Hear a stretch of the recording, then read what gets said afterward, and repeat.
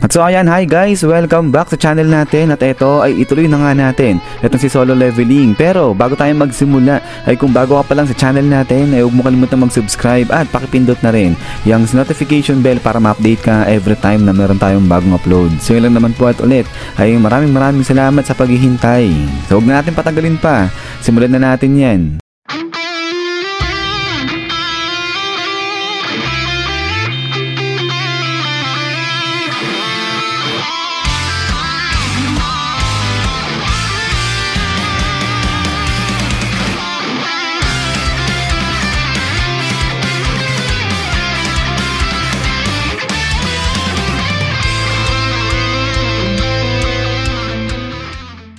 At so kahapon ay dito nga tayo natapos sa pagkakatrap nila Jinwoo dyan sa loob ng Red Gate na dungeon. At so now ang continuation niyan is dito naman na kay Kim Chul. At eto ay nagpakilala nga ulit itong si Kim Chul dyan. At sabi niya nga na siya si Kim, isang rank A na hunter. At ngayon ay iti-take niya yung responsibility para sa survival nilang lahat dyan.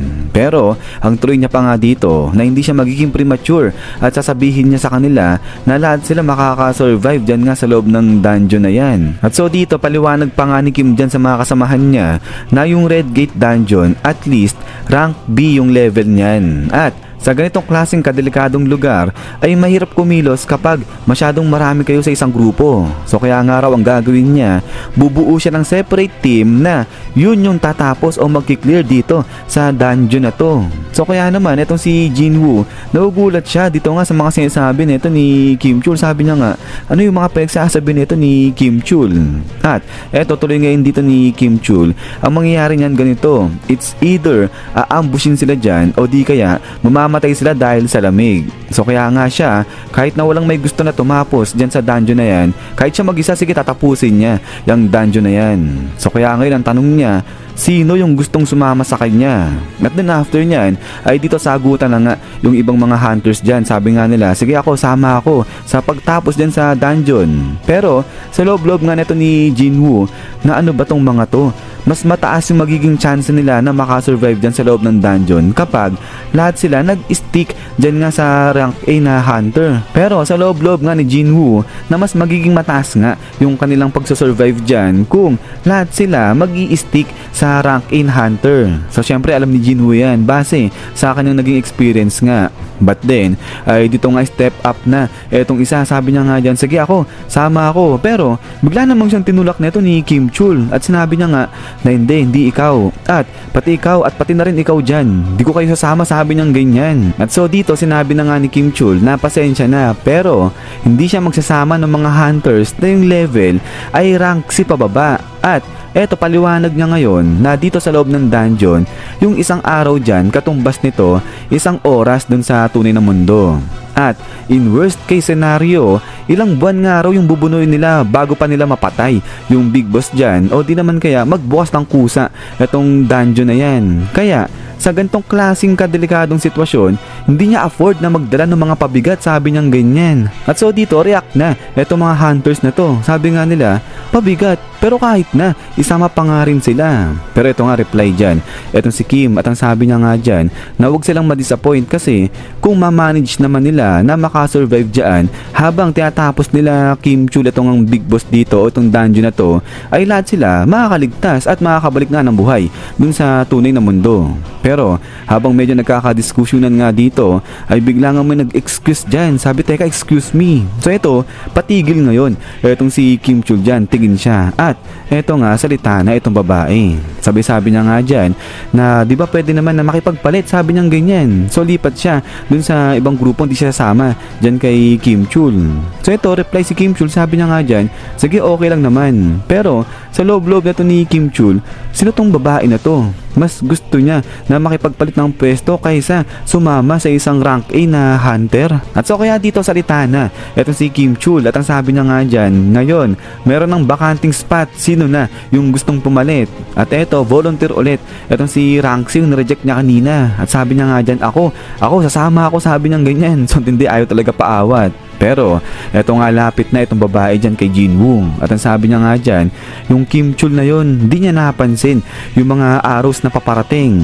Pero ikaw, hindi ka rank in, sabi niya ganyan dito kay Jinwoo. At then pagkatapos nito ay balik naman yan dito sa side nga nila Master. At etong si Mr. An ay sinabi niya na nga na sigurado siya na si Jinwoo na reawakened na. Pero etong si Master, tinatanong pa rin etong si Mr. An kung talaga bang sigurado siya. So sagot etong si Mr. An at ang sabi niya nga dyan, oo, pero at dito na-cut yung pagsasalita ni Mr. An kasi nga hindi na siya pinatapos nito ni Master. Kasi nga sa pagsasalita nito ni Mr. An, parang talagang di siya sigurado na na-reawakened na etong si Jinwoo. At ngayon, biglang salita etong si Master, ang sabi niya nga dyan, kung gano'n ang ibig sabihin, ang mapagkakatiwalaan niya lang talaga dyan sa loob ay si Kim Chul. At then, ay dito nga biglang salita na etong si Manong. So ano rin yan, chief din yan sa isang department. So mataas din yung posisyon niya. At so dito sabi nga ni Manong na pagdating kay Kim Chul ay wala silang problema. At then ay dito biglang balingin si Master dyan kay Manong. At tuloy ngayon ni Manong na yung training result ni Kim Chul ay napaka-impressive nga raw. At pagdating sa lakas ay hindi raw papahuli etong si Kim Chul dyan sa kanilang main attack force. So dito sa guild nga nila, sa White Tiger Guild. At dito ngayon salita itong si Master, sabi niya nga kung ganon mabuti naman. At so dito ay sinabi na itong si Kim Chul kahit pala yung mga matataas na ranggo ng mga hunters ay hindi siya ini-ignore. At so ngayon dahil na siya ngayon nasa loob ng dungeon na yan, kaya ang sa tingin nila mamamanage ng maayos ni Kim Chul yung team dyan at sapat yon para ma-clear nila o matapos nila itong dungeon na to. So ganyang kataas yung tingin dyan kay Kim Chul. But then ay etong ang si Manong biglang baling ngayon siya dyan kay Mr. An. At ang sabi niya ngayon dyan na siguro yung binabanggit nito ni Mr. An yung mga rumors doon nga patungkol sa isang rank in a hunter na na-reawakened na.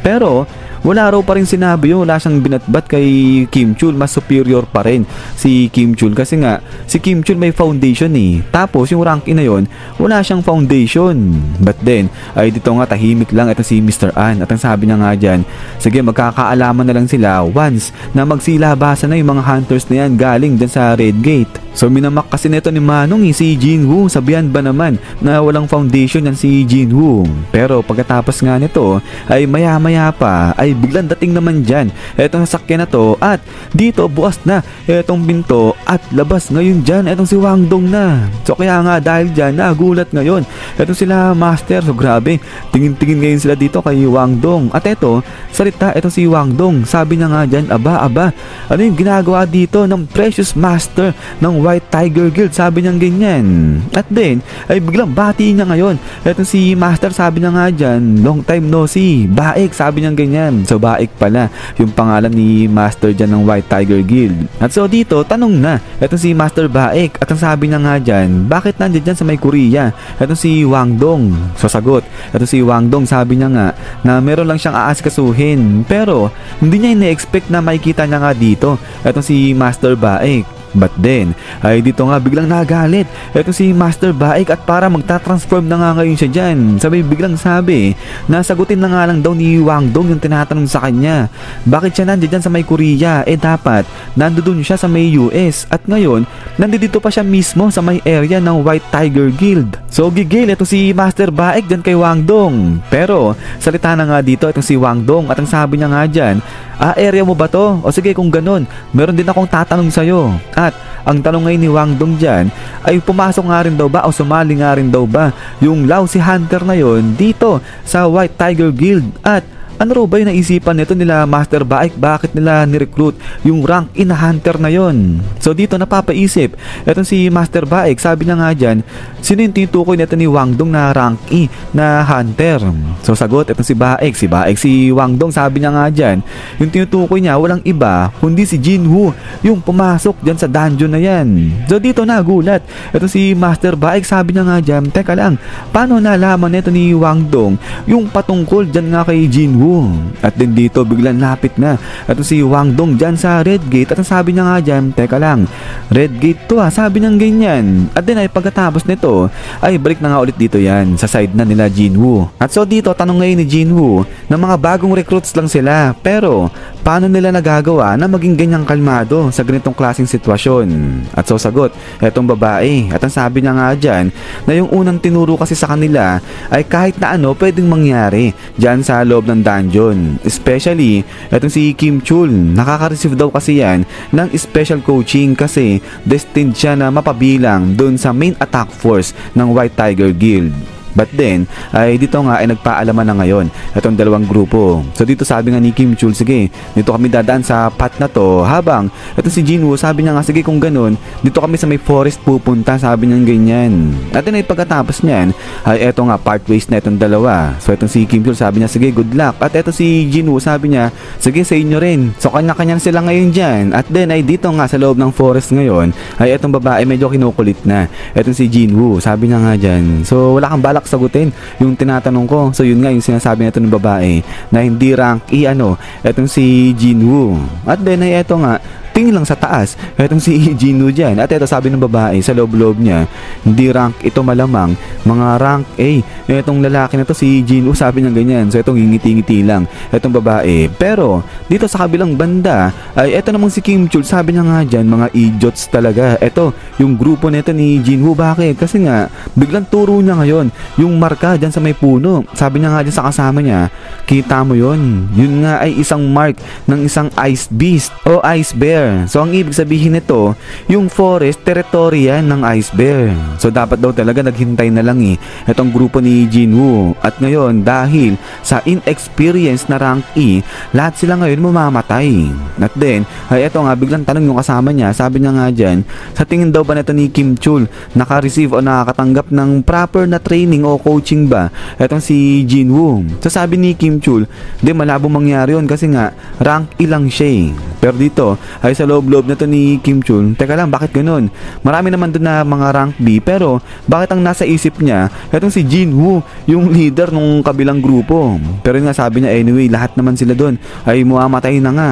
At dito biglang lapag ngayon ni Kim Chul itong kanyang sandata o kanyang shield. At sabi niya nga dito, na simula ngayon ay sila na lang yung magkakasama. So ibig sabihin, wala nang darating na tulong para sa kanila. But then ay dito na nga biglang taas ni Kim Chul itong kanyang sandata, sabay biglang sigaw na nga siya dito. At ang sabi niya nga, sige lahat kayo magsipaghanda para sa isang laban, sabi niya ganyan. Pero biglang balik naman dito yan sa side nila Wang Dong, dahil etong si Wang Dong, ang sabi niya naman dito, aba, napakahirap talaga makita kahit na yung slight lang na pagmumukha niya ng Jinwoo na yan, sabi niya ganyan. At so dito nagulat ngayon si Master Baek at sa loob-loob niya, teka lang, bakit ganun? Lahat sila ay nagkakagulo dyan sa Jinwoo na yan. At din ay pagkatapos nito, is yan guys, so hanggang dito lang itong episode natin o itong chapter na to. So medyo nabubulo na naman ako, pero yun nga guys, ay pasensya lang ngayon lang. At ayan, ay itutuloy-tuloy lang natin itong si solo leveling natin. So yun ay maraming salamat nga guys